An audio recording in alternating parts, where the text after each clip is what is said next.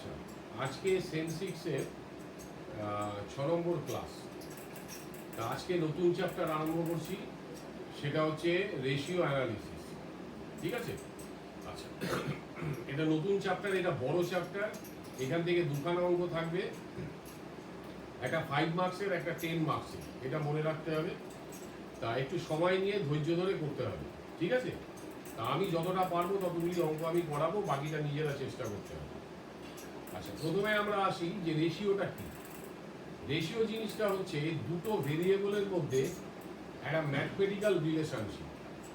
ঠিক আছে? যেরকম আমরা কি করি যে প্রফিটের সঙ্গে সেলসের একটা রেশিও বার করি, তাই তো? তাহলে প্রফিট একটা ভেরিয়েবল, সেলস একটা ভেরিয়েবল, দুটোর মধ্যে রিলেশনশিপটা আমরা পার্সেন্টেজে দেখাই। তো পার্সেন্টেজও একটা রেশিও।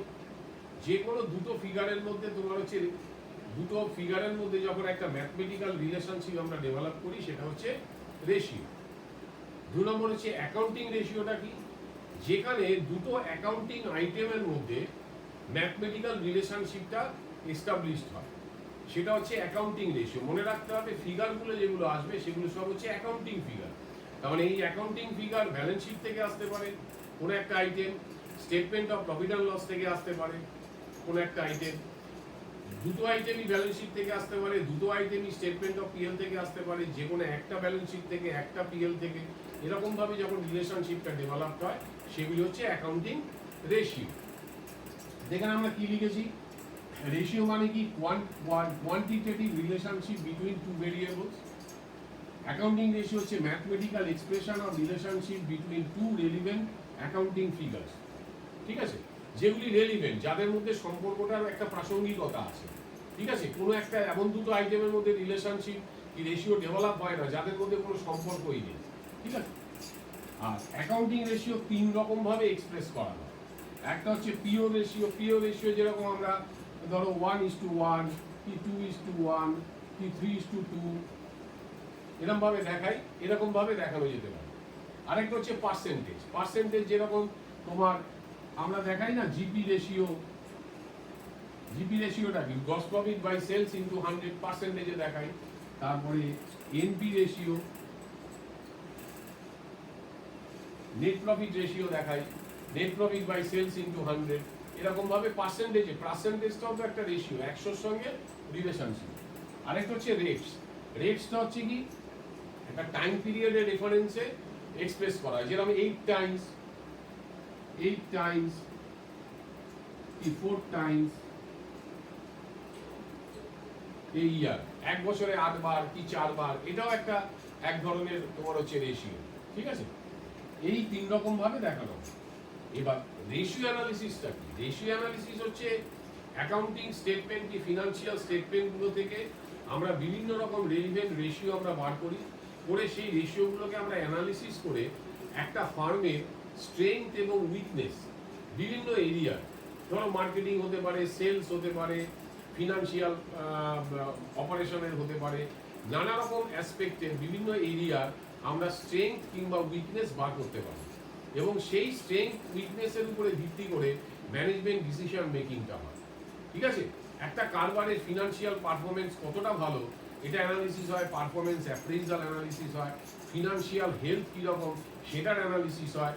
সলভেন্সি অ্যানালিসিস হয়, যে ঋণ পরিশোধ করার ক্ষমতা কতখানি। তারপরে ম্যানেজমেন্ট এফিসিয়েন্সি বিচার করা হয়। বিভিন্ন রকম রেশিও বার করে সেগুলোকে অ্যানালিসিস করে কারবারের বিভিন্ন অ্যাসপেক্ট সম্পর্কে সিদ্ধান্ত নেওয়া হয়। ঠিক আছে? সেটাই হচ্ছে রেশিও অ্যানালিসিস। এবার কথা হচ্ছে যে কি, আমি তোকে থিওরিতে তোদেরকে পাঠিয়ে দিয়েছি যে রেশিওকে তার সোর্স অফ ডেটা, তথ্যের উৎসর ভিত্তিতে তোমার 3 ভাগে ভাগ করা হয়েছে। দেখবে একটা হচ্ছে ব্যালেন্স শিট রেশিও, যেখানে ফিগারগুলো রেশিও যে রিলেশনশিপ যাদের মধ্যে হবে সেই আইটেমগুলো সবকটা আসছে ব্যালেন্স শিট থেকে। আরেকটা আছে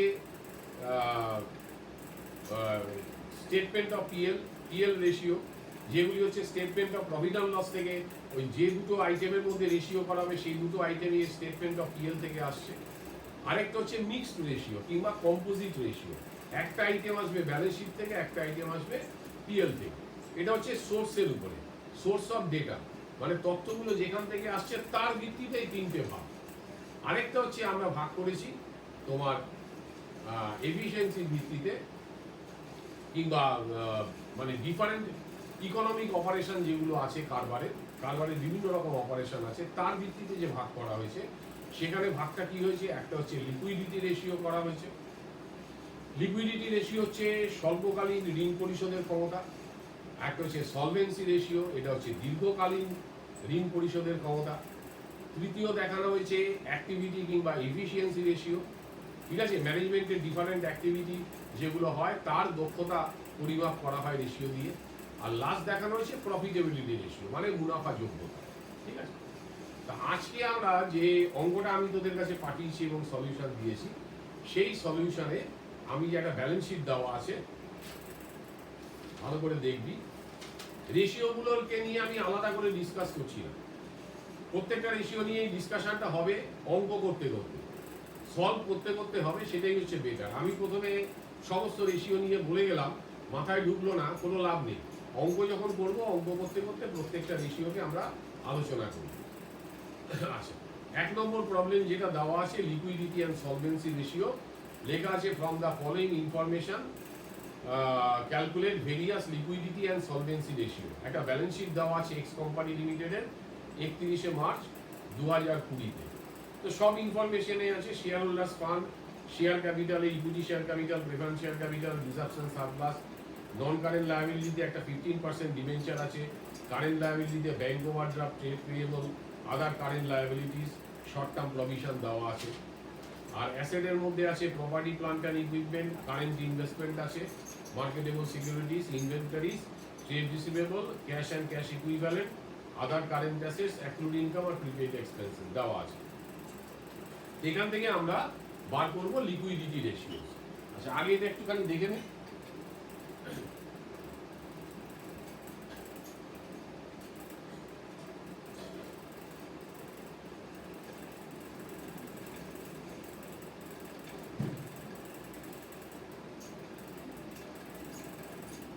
দেখ, যেই একটু দূরে নিয়েছি না, দূরে নিয়েছি, আর সামনের ফ্যানটা চালিয়েছি, তখন আরো ওয়েট থাকে, পিছনের ফ্যানটা চালাচ্ছি।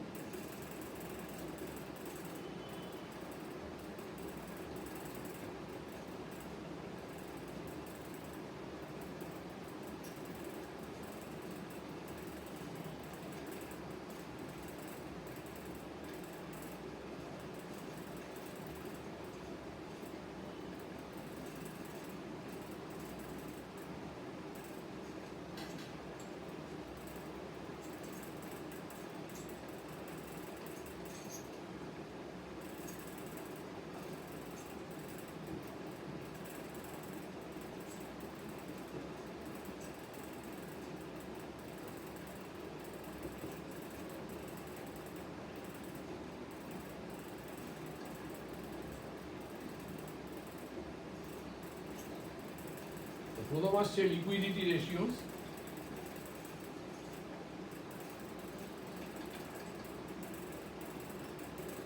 কারেন্ট রেশিও, কারেন্ট রেশিওর ফর্মুলাটা কি? এটা হচ্ছে কারেন্ট অ্যাসেট আর কারেন্ট লায়াবিলিটির মধ্যে রিলেশনশিপ।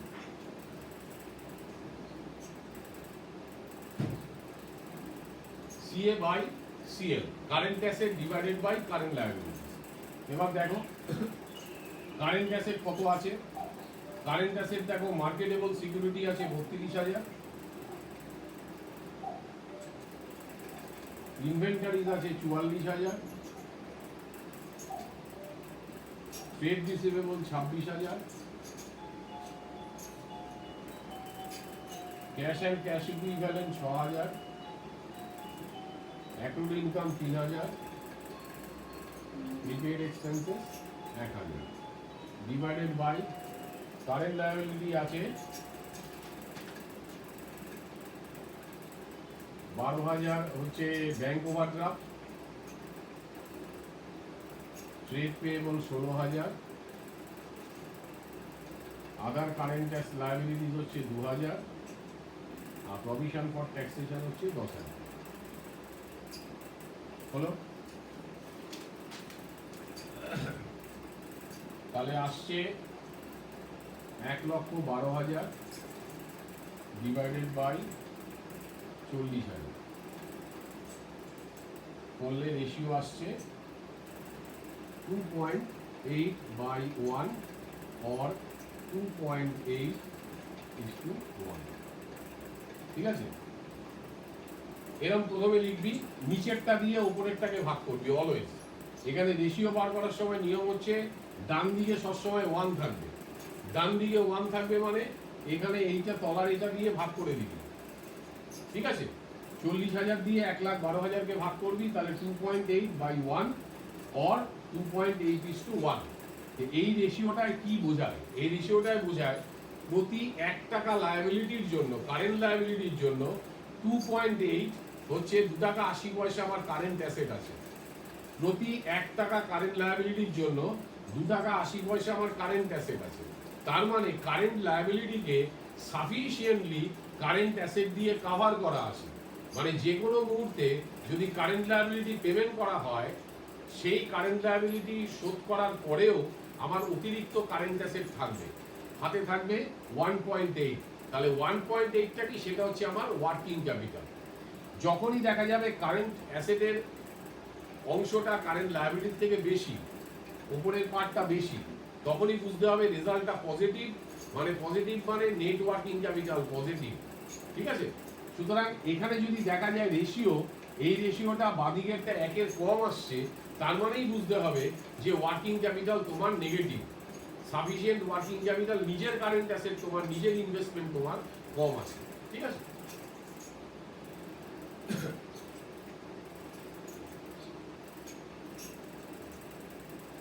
Quick ratio.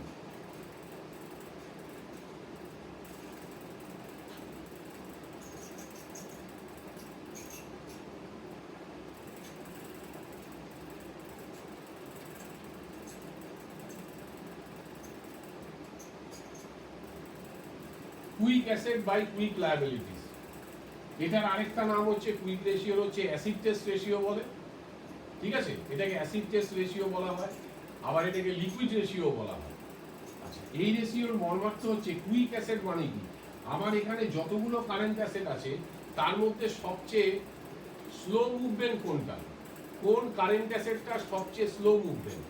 সেটা হচ্ছে, দেখো, ক্যাশ টাকা তো নগদেই আছে। ডেটার্সের কাছ থেকে ক্যাশ টাকা আদায় হলে ক্যাশ আমি পেয়ে যাব। মানে যে কারেন্ট অ্যাসেটগুলি খুব তাড়াতাড়ি নগদে পরিণত হবে সেইগুলিই হচ্ছে কুইক অ্যাসেট। তার মধ্যে সবচেয়ে স্লো হচ্ছে ইনভেন্টরি, স্টকটা আগে বিক্রি হবে, ক্রেডিটে সেটা ডেটার্সে পরিণত হবে, তারপরে সে ক্যাশে আসবে। কিন্তু বাকি সব অ্যাসেট একটা স্টেপেই সে ক্যাশে চলে আসছে। কিন্তু ইনভেন্টারির ক্ষেত্রে দুটো স্টেপ লাগবে, আগে বিক্রি হতে হবে, তারপরে সে ক্যাশে পরিণত হবে, ডেটার্স হবে, তারপরে ক্যাশ। এই জন্য তোমার কারেন্ট অ্যাসেট থেকে তোমার ইনভেন্টারিজকে বাদ দেওয়া হয়, আর আরেকটা অ্যাসেটকে বাদ দেওয়া হয়, দ্যাট ইজ হচ্ছে প্রিপেড এক্সপেন্সেস। প্রিপেড এক্সপেন্স মানে কি? যে এক্সপেন্সটা আগামী বছরে হবে রেভিনিউ এক্সপেন্ডিচার, সেই তার কিছুটা অংশ আমি অ্যাডভান্স পেমেন্ট করেছি, তো সেই টাকা দিয়ে আমি নগদে পরিণত হবে, আমি কি ফেরত দেবো? নেবো না। আমি কি করবো? পরের বছরে যাকে আমি পেমেন্ট করেছি তার কাছ থেকে সার্ভিসটা নেব, ওই টাকাটা অ্যাডজাস্ট হয়ে যাবে। সুতরাং ওটাও যদি তুমি বলো ব্যবহারের দিক থেকে, ওটা ব্যবহৃত হতে দেরি হবে। তাহলে এর ফর্মুলাটা কি? কারেন্ট অ্যাসেট মাইনাস স্টক বা inventory plus prepaid expenses divided by current liability minus bank overdraft. ঠিক আছে? এইটা হচ্ছে কুইক লায়াবিলিটি। কারেন্ট লায়াবিলিটির মধ্যে ট্রেড পেয়েবলকে জাস্ট পেমেন্ট করতে হবে, পেমেন্ট করলে শোধ হয়ে যাবে অন্যগুলোকে। কারণ কতগুলো পেমেন্ট আছে তোমাকে ইমিডিয়েটলি করতে হবে, যেরকম প্রভিশন ফর ট্যাক্স আসলেই তোমাকে পেমেন্ট করতে হবে নোটিশ আসলে। ঠিক আছে? এগুলো হচ্ছে কুইক লায়াবিলিটি। ব্যাংক ওভারড্রাফটটা কি? ব্যাংকের কারেন্ট অ্যাকাউন্ট আছে, ওভারড্রাফট অ্যাকাউন্ট আছে, সেখানে তুমি ট্রানজাকশন চালাতে চালাতে ওভারড্রাফটটা তোমার শোধ হয়ে যাবে। ঠিক আছে?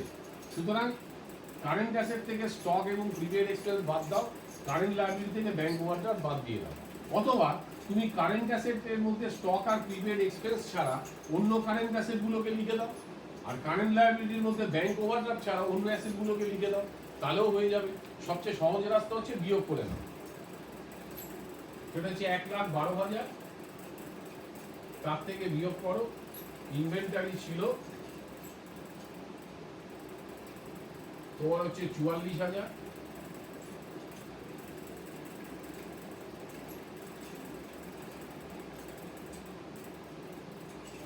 আর প্রিপেড এক্সপেন্সেস তোমার হচ্ছে 1,000।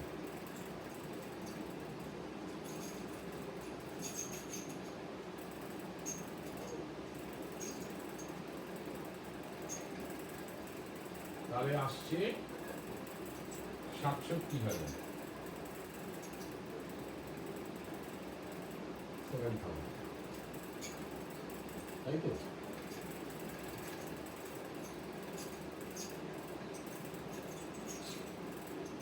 কারেন্ট লায়াবিলিটি ছিল 40,000 মাইনাস ব্যাংক করেছিল 12,000।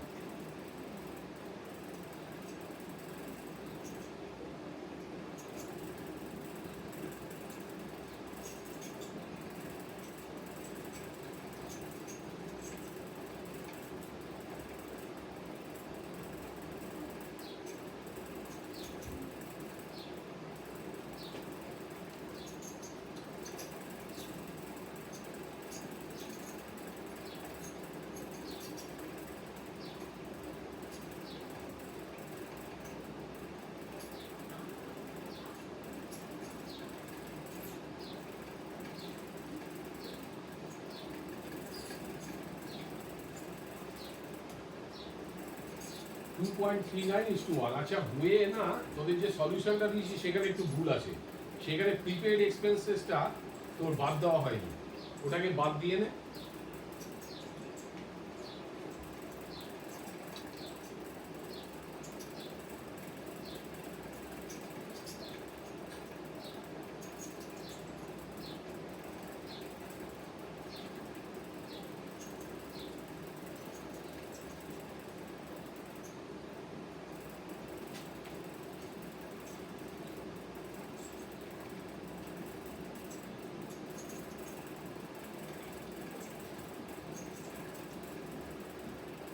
তোরা একটু ওই সলিউশনটা কারেকশন করে নিবি।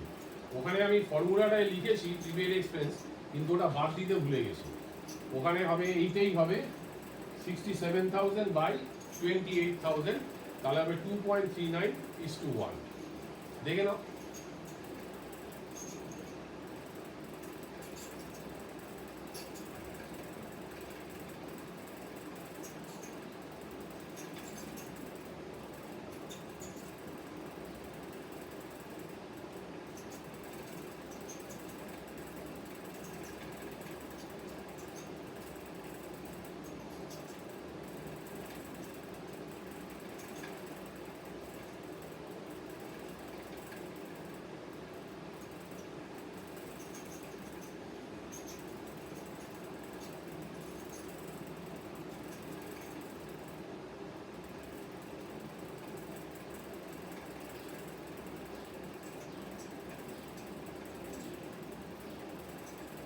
Absolute quick or liquid ratio।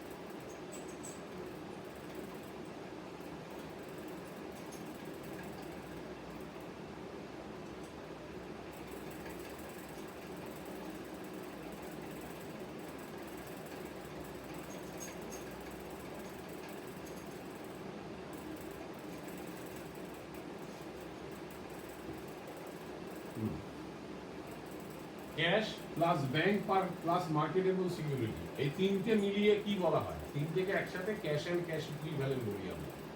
তোরা এবার ক্যাশ ফ্লো স্টেটমেন্ট যদি করে থাকিস তাহলে দেখবি ওখানে ক্যাশ অ্যান্ড ক্যাশ ইকুইভ্যালেন্টের কনসেপ্ট জেনারেলি ব্যালেন্স শিটে যখন আমরা করি ক্যাশ অ্যান্ড ক্যাশ ইকুইভ্যালেন্ট বলতে আমরা ক্যাশ অ্যান্ড ব্যাংকে বোঝাই, ঠিক আছে? আর ক্যাশ ফ্রম মানে ক্যাশ ফ্লো স্টেটমেন্ট যখন করি তখন ক্যাশ অ্যান্ড ক্যাশ ইকুইভ্যালেন্ট মানে নগদ ও নগদের সমতুল হচ্ছে ক্যাশ ব্যালেন্স, ব্যাংক ব্যালেন্স আর মার্কেটেবল সিকিউরিটি। সেটা হচ্ছে শর্ট টার্ম, ওটা একটা জায়গায় 1 মাস 2 মাস 3 মাসের জন্য ডিপোজিট করা আছে, যখন টাকার দরকার হবে বিক্রি করে সঙ্গে সঙ্গে ক্যাশ করে নেবে, যখন তখন ওটা বিক্রি করা যায়, ওটাও নগদ সমতুল। তাকে ডিভাইড করতে হবে কুইক লায়াবিলিটি, মানে এই মুহূর্তে আমার যে ইমিডিয়েট লায়াবিলিটি গুলো আছে যেগুলো আমাকে দিতে হতে পারে অন ডিমান্ড, চাইলেই দিতে হতে পারে, সেগুলো পেমেন্ট করার জন্য আমার হাতে নগদ কত আছে, এইটা হচ্ছে এই রেশিওটার অর্থ, ঠিক আছে? তাহলে দেখো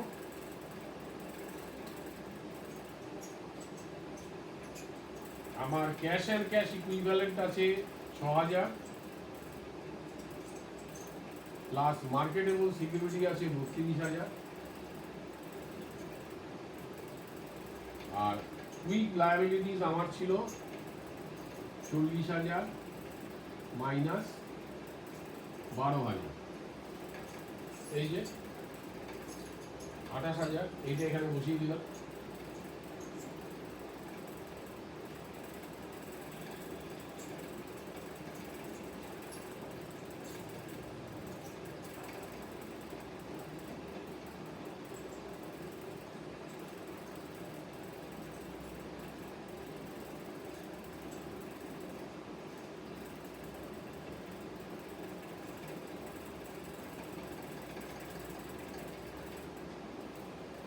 দেখে নাও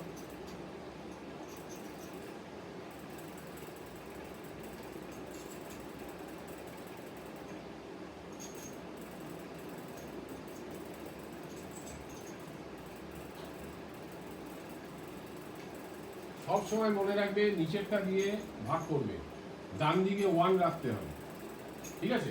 রেশিওটা এইভাবে এক্সপ্রেস করা হয়।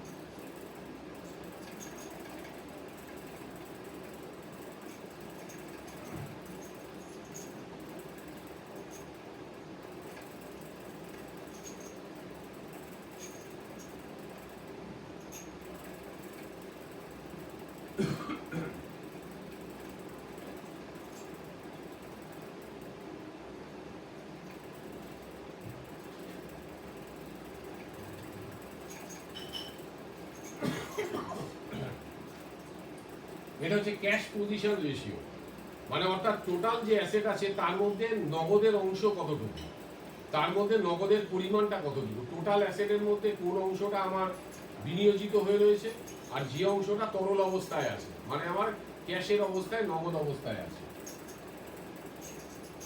তাহলে cash plus bank plus marketable security আমরা জানি 38000, এটাকে বসিয়ে দিচ্ছি ডিভাইডেড বাই টোটাল অ্যাসেট আছে আমার 2,92,000।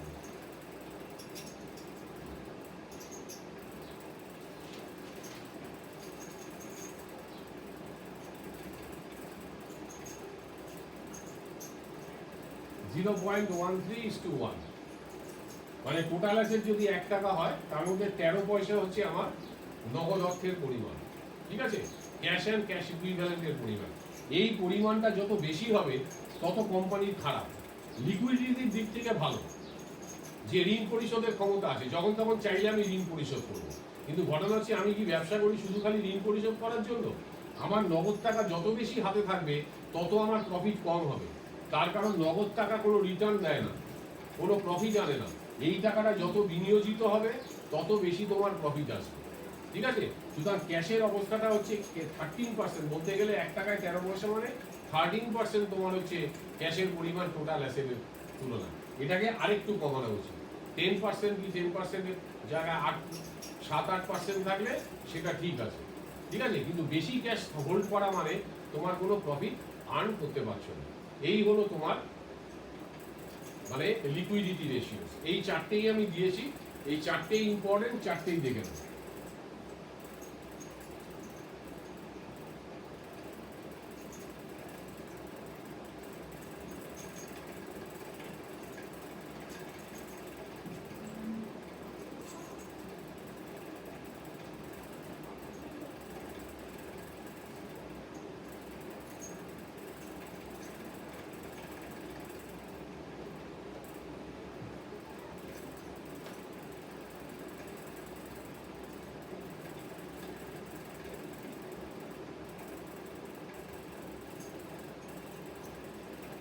যেরকম এই সূত্রে বলে নিই যে কারেন্ট রেশিও ক্ষেত্রে একটা আইডিয়াল রেশিও আছে যে কি হওয়া উচিত। ঠিক আছে, কারেন্ট রেশিওর ক্ষেত্রে বলা হয় মানে ইন্ডাস্ট্রিতে, বিভিন্ন ইন্ডাস্ট্রিতে যে 2:1 হচ্ছে বেস্ট। মানে 1 টাকা যদি কারেন্ট লায়াবিলিটি থাকে তার ডাবল থাকবে কারেন্ট অ্যাসেট। ঠিক আছে, তার মানে 2 থেকে 1 বাদ দিলে একটা পজিটিভ হচ্ছে তোমার result, net working capital positive এবং নেট ওয়ার্কিং ক্যাপিটাল হচ্ছে 1। এটা হচ্ছে বেস্ট। এর বেশি যদি রেশিও হয়, যেরকম এই অঙ্কটায় তোমার কত আছে, এই অঙ্কটায় রেশিও বেরিয়েছিল 2.8:1, মানে আইডিয়াল রেশিও থেকেও তোমার বেশি আছে।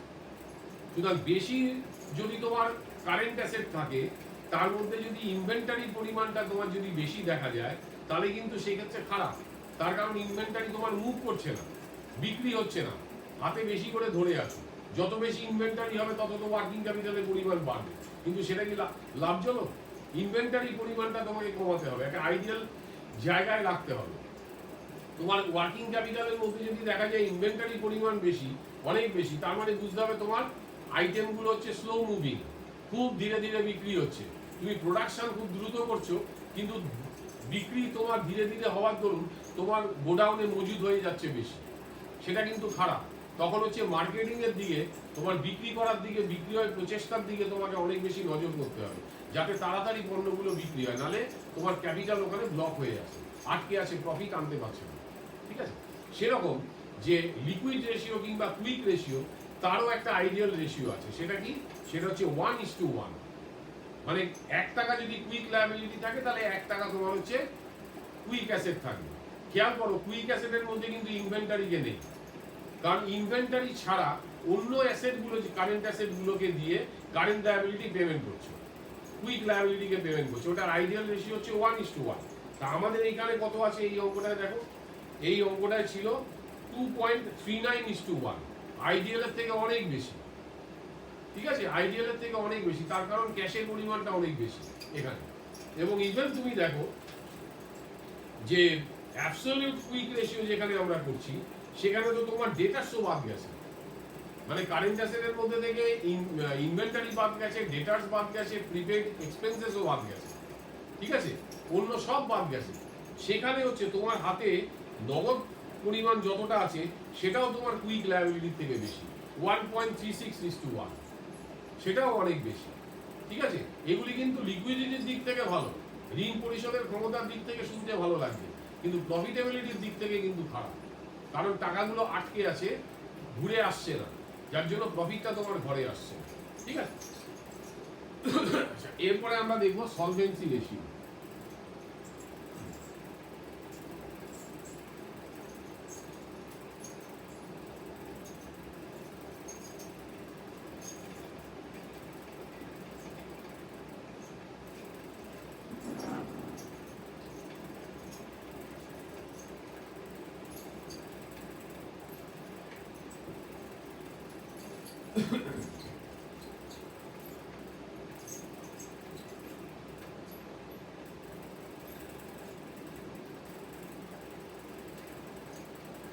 প্রথম হচ্ছে ডেট ইকুইটি রেশিও। এই ডেট ইকুইটি রেশিও দুরকম ভাবে হয়, একটা হচ্ছে লং টার্ম ডেটের সাথে, ডেটকে ভিত্তি করে হয়, আর একটা হচ্ছে টোটাল ডেটকে ভিত্তি করে। ঠিক আছে,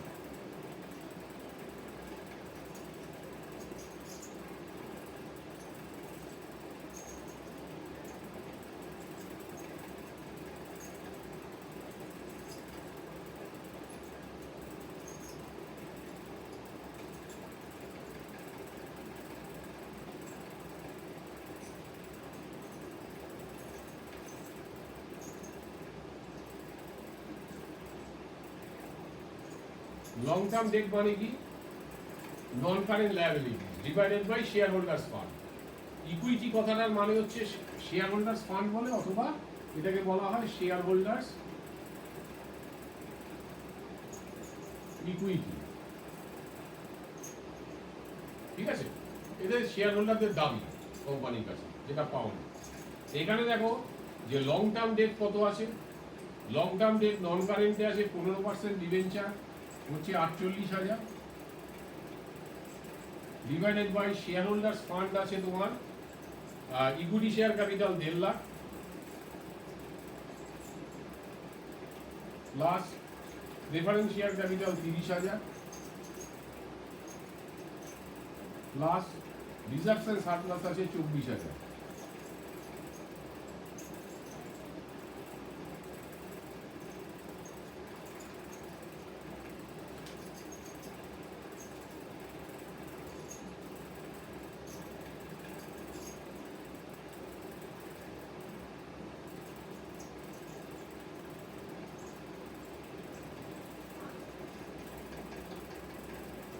(0.24:1) এটা হচ্ছে দীর্ঘকালীন ঋণের সাথে কোম্পানির নিজস্ব মূলধনের অনুপাত। এটা দিয়ে প্রমাণ হয় যে তোমার কোম্পানির নিজস্ব মূলধন যেটা আছে সেটা দিয়ে বাইরের যে দীর্ঘকালীন ঋণকে পরিশোধ করার ক্ষমতা আছে কিনা, সেটা দিয়ে পরিশোধ করার ক্ষমতা আছে কিনা। এটাই হচ্ছে ডেট ইকুইটি রেশিও। এবার এটার আইডিয়াল রেশিও হচ্ছে, শুনলে অদ্ভুত লাগবে, সেটা হচ্ছে 2:1। মানে 1 টাকা যদি শেয়ার হোল্ডার্স ফান্ড হয় তার ডাবল হচ্ছে দীর্ঘকালীন ঋণ। ঠিক আছে, সেই কোম্পানিগুলোকে বলা হয় হাইলি লিভারেজড কোম্পানি। তোমার শেয়ার হোল্ডার ফান্ডের তুলনায় তোমার যদি বাইরের দীর্ঘকালীন ঋণ বেশি হয় তাহলে তোমাকে ইন্টারেস্ট বহন করতে হয় বেশি। তাহলে সেই ইন্টারেস্ট পেমেন্ট করার পর তারপরে তুমি ট্যাক্স দেবে, ট্যাক্স দেওয়ার পর তারপরে শেয়ার হোল্ডাররা ডিভিডেন্ড পাবে, আর তার মানে আর্নিং পার শেয়ার আসবে অথবা। তাহলে সেক্ষেত্রে শেয়ার হোল্ডারদের ঝুঁকি বেশি। সুতরাং যত ঝুঁকিটা বেশি নেবে তার মানে তোমার যদি কোম্পানির নিজস্ব মানে লাভের হার যদি ইন্টারেস্টের হারের থেকে বেশি হয়, মানে দীর্ঘকালীন ঋণে তুমি যা সুদ দিচ্ছ, যে হারে সুদ দিচ্ছ তার থেকে অনেক বেশি হারে যদি তুমি আয় করতে পারো, তাহলে ওই ব্যবস্থাটা তোমার ক্ষেত্রে সুবিধাজনক। তোমার নিজস্ব ক্যাপিটালের দ্বিগুণ তুমি ঋণ নিতে পারো। ঠিক আছে, যদি তা না হয় তাহলে কিন্তু শেয়ার হোল্ডারদের ঝুঁকি হয়ে যাচ্ছে, কারণ ইন্টারেস্টটা দিলে দেওয়ার পরে লসও এসে যেতে পারে, শেয়ার হোল্ডারদের আর্নিং পার শেয়ার কমে যেতে পারে। ঠিক আছে, কিন্তু আইডিয়াল রেশিও হচ্ছে 2:1, এটা মনে রাখবে। সেই দিক থেকে দেখতে গেলে আইডিয়াল রেশিওর থেকে নিচে আছে, কিন্তু কোম্পানির যে দীর্ঘকালীন ঋণ পরিশোধের ক্ষমতা, সলভেন্সি যেটা, সেটা কিন্তু খুব ভালো জায়গায় আছে। যে কোনো মুহূর্তে কোম্পানি তার নিজস্ব মূলধন দিয়ে দীর্ঘকালীন ঋণটাকে পরিশোধ করে দিতে পারে।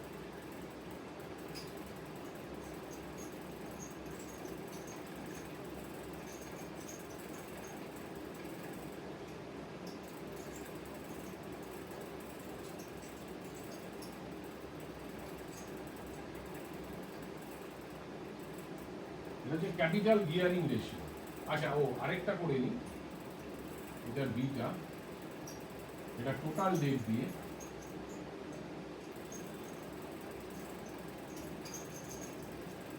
Total debt divided by share holders fund. Total debt মানে non current plus current liability, তো সেটা আছে তোমার 48,000 প্লাস 40,000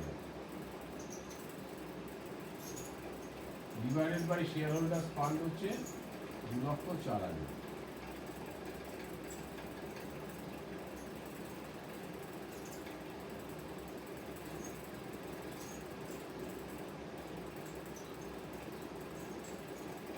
টোটাল ডেট মানে হচ্ছে long term debt plus CL, মানে non current liability plus current liability. দেখবি কারেন্ট লায়াবিলিটি আছে 40,000 আর নন কারেন্ট আছে 48,000, 88,000 বাই হচ্ছে 2,04,000, তাহলে আসছে 0.43/1 or 0.43:1। মানে 1 টাকা যদি কোম্পানির নিজস্ব মূলধন হয় শেয়ার হোল্ডার্স ফান্ড, তাহলে 43 পয়সা হচ্ছে টোটাল বাইরের লোন। দেখে নাও।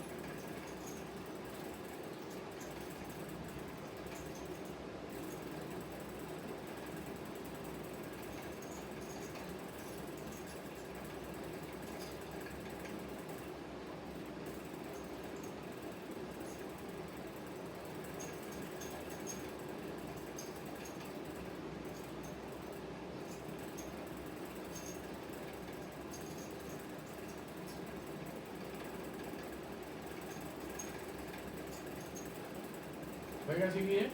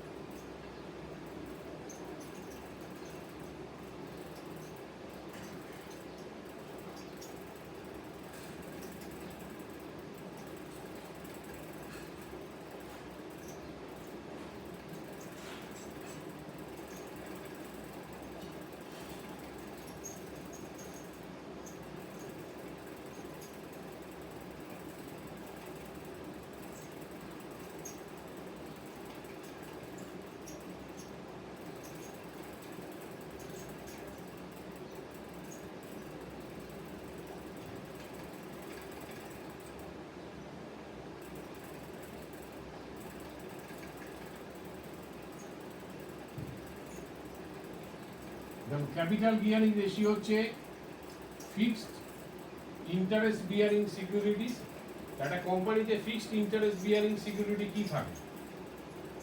একটা হচ্ছে প্রেফারেন্স শেয়ার, কারণ প্রেফারেন্স শেয়ারের ডিভিডেন্ডটা নির্ধারিত থাকে, ফিক্স থাকে, তাই তো?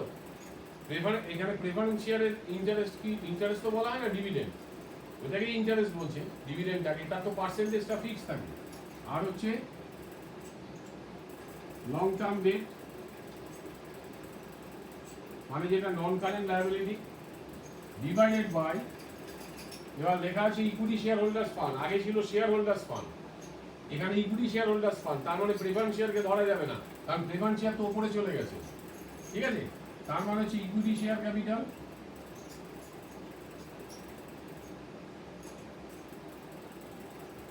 Plus reserves and surplus. তাহলে এখানে হচ্ছে কত? প্রেফারেন্স শেয়ার ক্যাপিটাল আছে 30,000 প্লাস লং টার্ম ডেট আছে 48,000 divided by equity share capital 1.5 lakh plus reserves and surplus 24,000, তাহলে হচ্ছে 78,000 ডিভাইডেড বাই 1,74,000।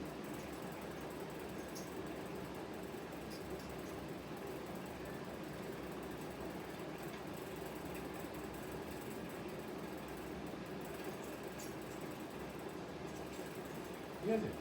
তার মানে এটা ডেট ইকুইটি রেশিওরই আরেকটা মডিফিকেশন, যেখানে ডেটের মধ্যে আমরা প্রেফারেন্স শেয়ারকে নিতাম না, কিন্তু এখানে প্রেফারেন্স শেয়ারকেও ধরা হচ্ছে লং টার্ম ডেটের মতো, ওটা ঋণের মতো, ওটা থাকলে আমাকে নির্দিষ্ট হারে প্রফিট হলে ডিভিডেন্ডটা দেওয়া বাধ্যতামূলক, ওকে দিতেই হবে আমাকে ডিভিডেন্ড, ঠিক আছে? ওদেরকে না দিয়ে ইকুইটি শেয়ার হোল্ডাররা ডিভিডেন্ড পাবে না, এই কারণে ইকুইটি শেয়ার হোল্ডারদের দিক থেকে একটা বাধ্যবাধকতা আছে, নিজেরা ডিভিডেন্ড নিতে গেলে ওদেরকে আগে দেওয়া, ঠিক আছে?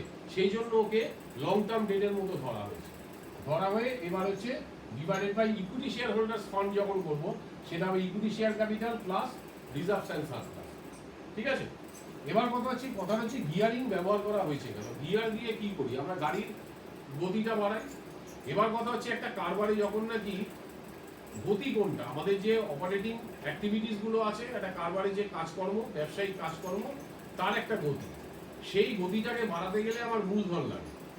এবার সেই মূলধনের জোগাড় আমরা নিজেরা দিতে পারি, নিজেরা দিতে পারলে ঝুঁকি কম, আর যদি বাইরের থেকে আনো তাহলে ঝুঁকি বেশি, ঠিক আছে? তাহলে এবার ক্যাপিটালটাকে গিয়ার দিয়ে বাড়ানোর জন্য, গতিটাকে বাড়ানোর জন্য নিজের যদি মূলধন না থাকে, তখন আমরা বাইরের থেকে ঋণ নিই, এই জন্য এটাকে বলা হচ্ছে ক্যাপিটাল গিয়ারিং রেশিও।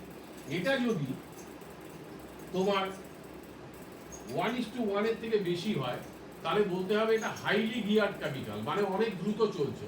যত, তার মানে কি, তোমার ইকুইটি শেয়ার হোল্ডারদের যা মূলধন আছে সেই দিয়ে তুমি প্রেফারেন্স শেয়ার এবং বাইরে ঋণকে পরিশোধ করতে পারছো না, যদি এটা 1:1 এর বেশি হয়ে যায়। সুতরাং তখন বলা হয় হাইলি গিয়ার্ড ক্যাপিটাল। আর এখানে হচ্ছে কি, এখানে ইকুইটি শেয়ার হোল্ডার ফান্ডের তুলনায় ফিক্সড ইন্টারেস্ট বিয়ারিং সিকিউরিটিজের, মানে নির্দিষ্ট সুদযুক্ত যে ঋণ, তার পরিমাণটা কম, এই জন্য হচ্ছে যে এটাকে বলা হয় লো গিয়ার্ড ক্যাপিটাল, ঠিক আছে? এটা হচ্ছে লো গিয়ার্ড ক্যাপিটাল, কিন্তু 1:1 এর বেশি যেই হয়ে যাবে, তখন সেটা হয়ে যাবে হাই গিয়ার্ড ক্যাপিটাল, ঠিক আছে?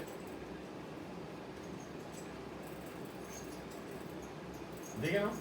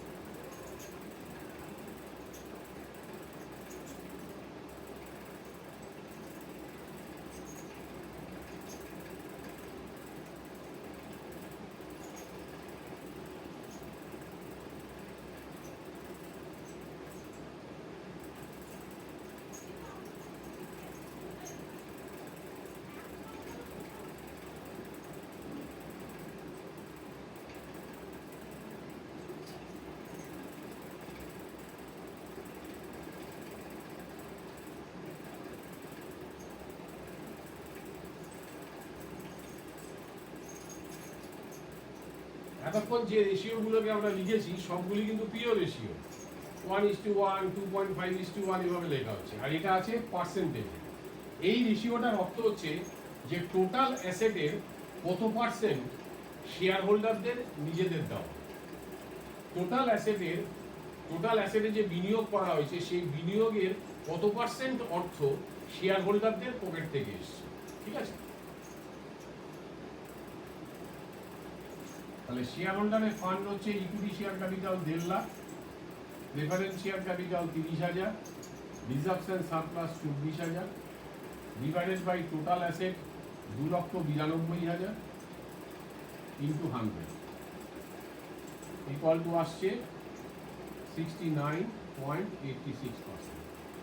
খেয়াল করে দেখো, টোটাল অ্যাসেটের বিনিয়োগের জন্য যে অর্থ দরকার তার 69.86 মানে অ্যাপ্রক্সিমেটলি 70% হচ্ছে শেয়ার হোল্ডাররা নিজেরা দিয়েছে, বাকি 30% এসছে বাইরের সূত্র থেকে, ঋণ বাবদ, নন কারেন্ট লায়াবিলিটি, কারেন্ট লায়াবিলিটি বাবদ। এটাই হচ্ছে অর্থ।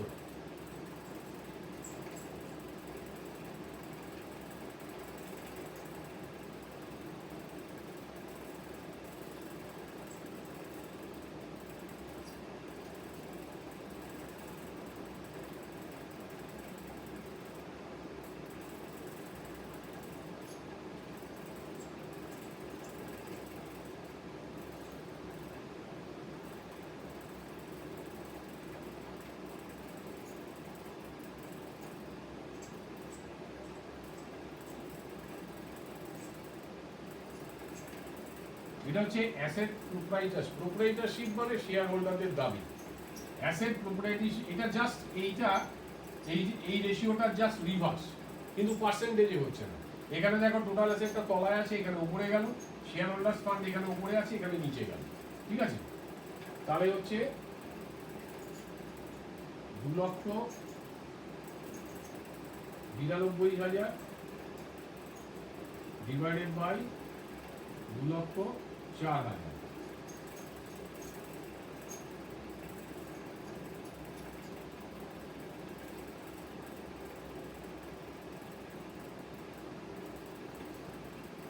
ওয়ান 1.43:1। একবার দেখে নিন।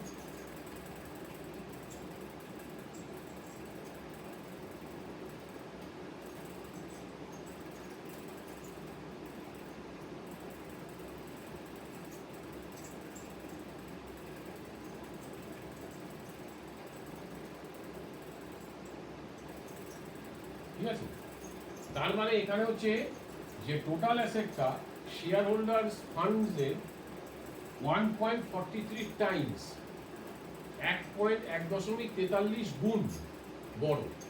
ঠিক আছে, শেয়ার হোল্ডার ফান্ডের তুলনায়।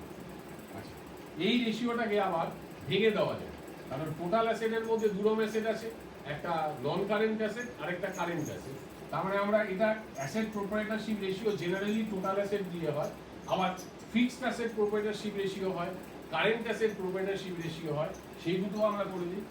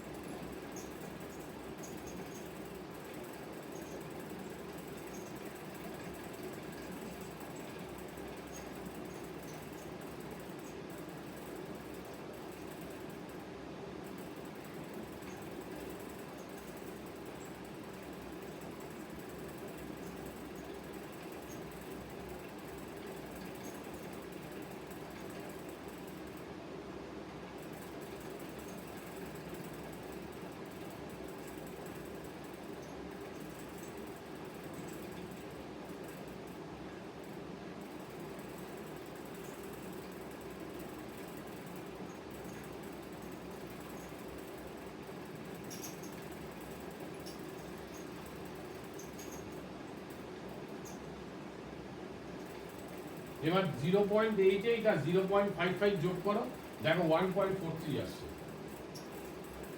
মানে টোটাল অ্যাসেটটাকে আমরা ভেঙে দিলাম ফিক্সড অ্যাসেট আর কারেন্ট অ্যাসেটে।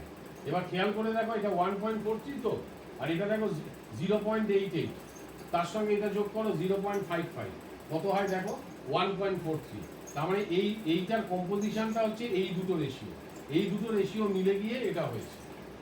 বুঝতে পেরেছো? এখন প্রশ্ন হচ্ছে যে অঙ্ক দিলে কি করবি? অঙ্কে যদি শুধু লেখা থাকে অ্যাসেট প্রোপ্রাইটারশিপ রেশিও, তাহলে অলওয়েজ টোটাল অ্যাসেট দিয়েই করবি, ফিক্সড অ্যাসেট কারেন্ট অ্যাসেট করবি না। ঠিক আছে? যদি স্পেসিফিক্যালি বলে ফিক্সড অ্যাসেট প্রোপ্রাইটারশিপ করো, কারেন্ট অ্যাসেট প্রোপ্রাইটারশিপ করো, তখন আলাদা। কিন্তু অ্যাসেট প্রোপ্রাইটারশিপ বললে always total asset by share holders fund. ঠিক আছে? শেয়ার হোল্ডার্স ফান্ডের আরেকটা নাম প্রোপ্রাইটার্স ফান্ড। ঠিক আছে? এটা মনে রাখি, দেখে নাও।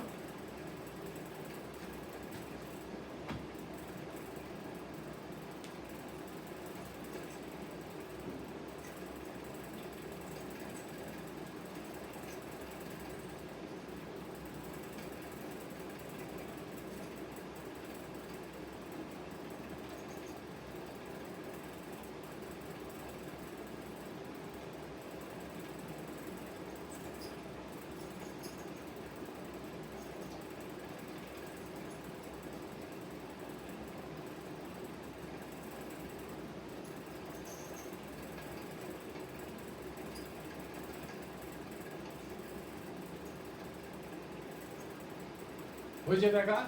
এবং মনে রাখবে, এই যে লিকুইডিটি রেশিও বার করলাম, সলভেন্সি রেশিও বার করলাম, পুরোটাই কিন্তু ব্যালেন্স শিট রেশিও। মানে সোর্সের দিক থেকে, সোর্স অফ ডেটা, সমস্ত ডেটা এসছে ব্যালেন্স শিট থেকে। ঠিক আছে?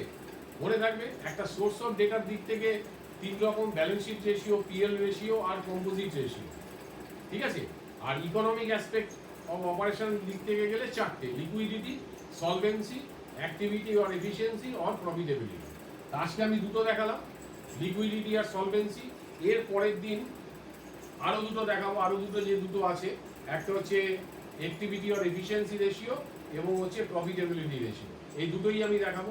আসলে এই দুটো এক্সাম্পল দিয়ে টোটাল রেশিওটা আমি দেখিয়ে নিচ্ছি। নেওয়ার পর তারপরে যে 5 নম্বরের যে অঙ্কগুলো আসে ছোট ছোট, সেগুলো আগে পড়াবো।